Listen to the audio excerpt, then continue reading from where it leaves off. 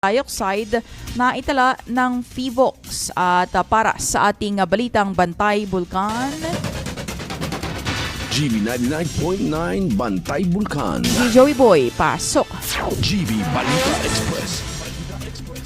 DJ Frankie, mga ka-vibes, base nga sa 24 na oras na pagmamanman ng PHIVOLCS, nakapagtala ang Bulkang Taal ng 11 volcanic earthquakes, kabilang na ang isang volcanic tremor na tumagal ng 1 minuto. Kasabay nito, huling sinukat ang sulfur dioxide flux ng bulkan sa 3,105 tons kada araw noong June 4, habang ang ibinubugang plume o usok nito ay umabot sa 1,000 meters ang taas na may katamtamang pagsingaw at napadpad sa direksyong Silangang-Timog Silangan.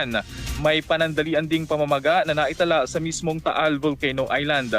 Dahil dito, mahigpit pa rin pong ipinagbabawal ng mga otoridad ang pagpasok sa Taal Volcano Island, partikular na sa main crater at Daang Castilla fissures, pati na ang pananatili sa lawa ng Taal at pagdipad ng anumang aircraft malapit sa tuktok ng bulkan.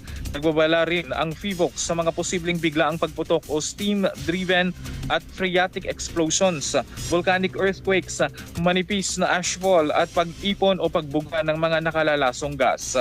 Muli pinaalalahanan po ang publiko na maging alerto at sumunod sa mga abiso ng lokal na pamahalaan.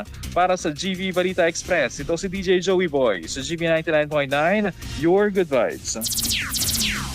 At sa Batangas City, jogging habang namumulot ng basura isinagawa sa lungsod ng Batangas para sa World Environment Day. At para sa detalye ng ating balita, GB Balita Express. bilang paggunita sa